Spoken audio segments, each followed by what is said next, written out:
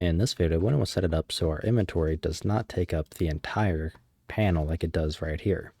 So what we're going to do is go to our inventory widget, click on our grid inventory, for example.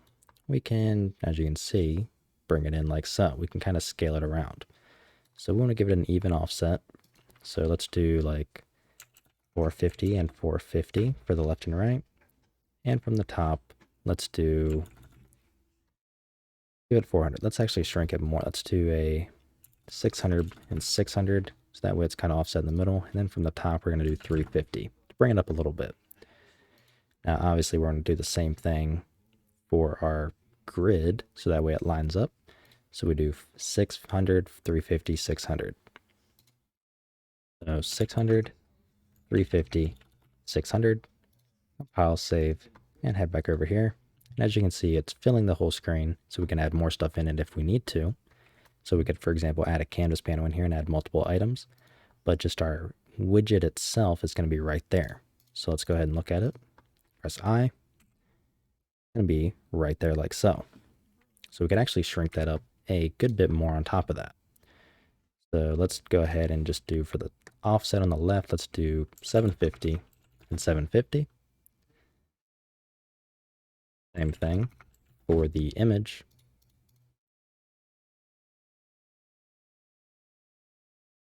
And that's a good bit better. Let's bring up the bottom just a tiny bit. Let's do, I don't know, 100.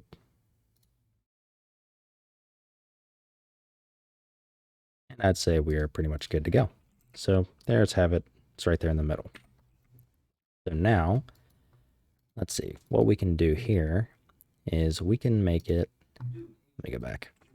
We want to set it up so we can easily add items. So currently, go to the graph, we can access our inventory like so.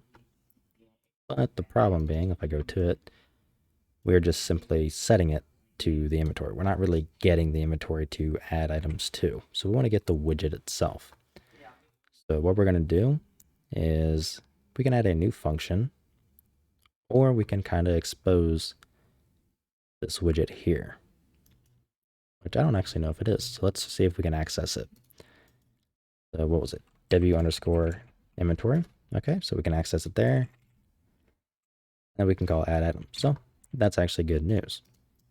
So what we want to do is when we pick up an item, instead of destroying it, we want to instead fire off a blueprint event for our character to make things easy for us. That will then go through and call add item to our widget. So let's go to our character.h, create a new function, and it's going to be a U function. It's going to be a blueprint implementable event. And I'm going to just set the category, again, just to equal testing or tutorial. And let's do void. Let's see. We want to actually access, close down the interface. We want to access the item data struct before we destroy it. So what we can do is we can take in this struct, or we could take in a pointer to the item and then get the struct. So regardless, I know I want to have a way to get the struct, so we can just do f item data. Let's do get item data, and we're going to return a constant we're going to return item data. Got myself a little backwards. So we're just going to call get item data, get the item data, and pass it on. So we're going to go ahead and do, let's see, I'm going to call add item to widget, or to inventory widget, and it's going to be that f item data, like so. So we have to add this in. So let's see, is there an option to forward declare? There is. So if we come up here, we forward declare the struct f item data. Hopefully that doesn't throw any fits with Unreal Engine's reflection system. I don't know if it will or not. So now all we have to do is pretty much figure out a way to access whoever, tried to pick up the item. So that's going to be done by modifying this interact function here. So this interact function, we want it to take in the a inventory shop tutorial character and call it character. So that's how we're going to set this up. So let's go ahead and copy that parameter, add it to the .cpp, and we have to go to our interface.h and add it there as well. So in our .cpp of our item, we're going to do if character, we do character, and we don't have any access to the functions because we have to include it. So let's include inventory shop tutorial character.h, and we do character, add item, which we don't have access to. So we have to make this public here. So we can be lazy. Let's go ahead and move this down to our public function, or public section, and search for add item to inventory widget, and we pass in item data, and then we destroy it. So with any luck, we should be able to have that item in our inventory like intended. So let's go ahead and close this down. I'm going to save everything and relaunch. Alrighty, so as I figured, we are not able to simply forward declare it that way. So what I'm going to do is inside of item.h, where we include our structs, I'm going to do that in our character.h, like so. Remove the forward declaration, and then relaunch again. Alright, so it's throwing another fit because we have already technically included that header somewhere else. So what we're going to do is in our structs.h, let's go to that. We want to add, where is it? Pragma once at the top. So up here, we're going to do pragma once, like so. Make sure I spelled that right, which it looks like I did, and relaunch. Okay, it's throwing one more error, and that's because we forgot to do something. So let's go to the .cpp, where we call interact, and simply pass in this, and now we should be 100% good to go. Okay, let's reopen everything we had back up, and just, I guess, see what happens. So we press I, we have nothing. We walk up to this, we press E, destroyed it, let's press I again, and we still have nothing. So let's check, and I don't know if we added the extra functionality. We have our inventory. All right, so we have our interface here. We never set up that blueprint event, so let's go ahead and set that up. We have add item to inventory widget. Let's search for add item to inventory widget. Let's get our widget here. We're going to go ahead and get the inventory. So w_inventory. And we're going to search for add item. And that item we can plug in. Okay, so the item object reference, I may have selected the wrong parameters. Let's go to our w inventory graph add item, and I added the item widget. So what we want to do is we want to also, so I messed up my logic here, we want to construct that widget up.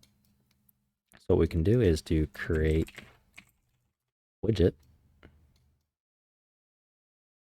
and that widget's going to be the w_inventory item. We're going to pass in item data. Let me actually move these kind of out of the way. And then from there, we can plug in the return value, do the add item function, like so. So hopefully when we pick it up, press I. All right, we still have nothing. Let's make sure that everything is actually going through and getting called. Let's do a print string. And I guess we could, it doesn't really matter.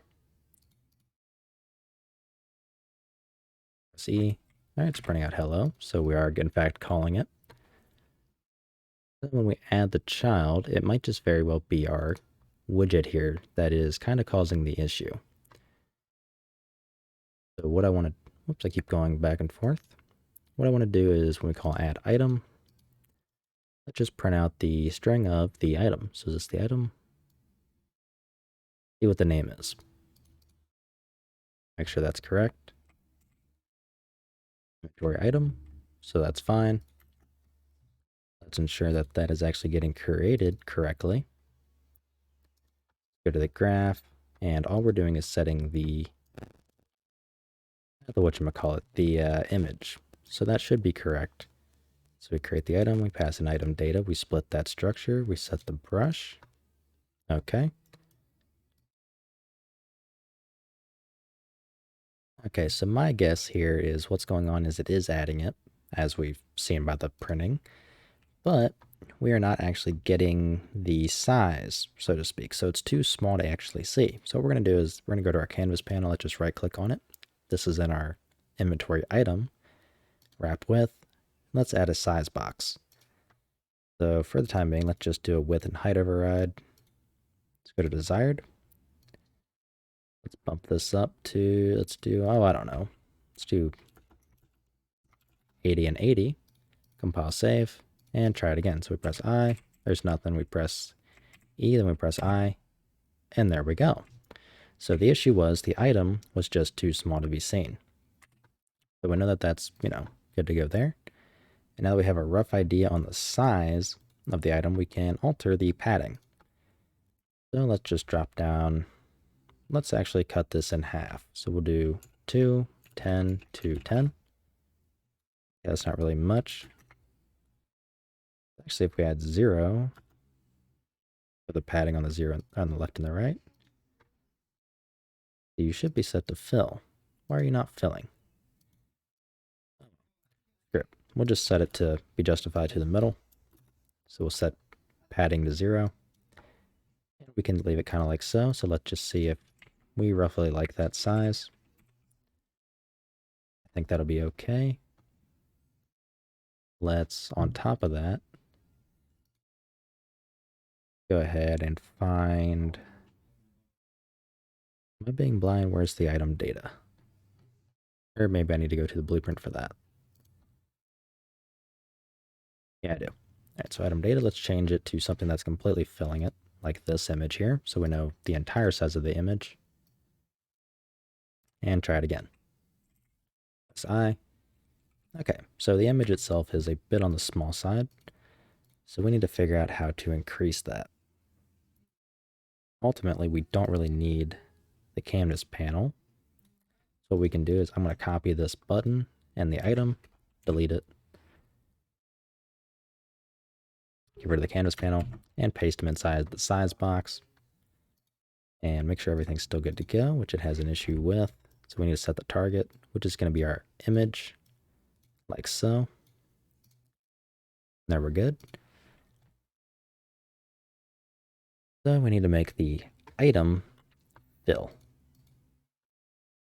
So it's like it does not want to fill horizontally for some odd reason, but that did make it a little bit bigger. As you can tell, I'm not very experienced when it comes down to working with widgets. I'm going to try some things and I'll be right back.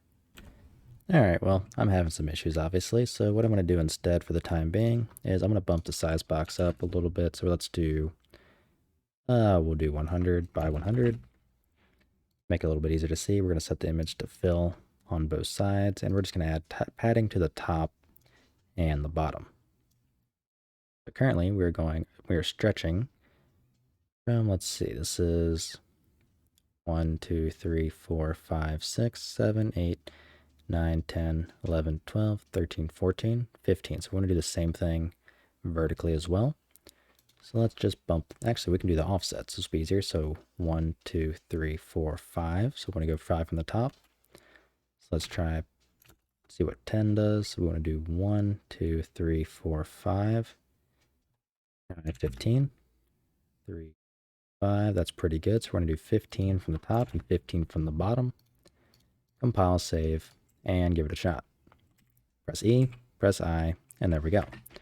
So we can duplicate this 3 times, just see roughly the result.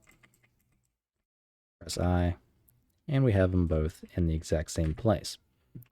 So when we add the item, we are apparently making a mistake. Am I in the right spot? Yep. So what we want to do is we're going to have to make some adjustments. So currently, I can actually create 2 separate ones so you can see what I mean. Let's go to our item, let's duplicate it. And I want to simply change the image to just the normal map of whatever that is. I'm going to drag this out.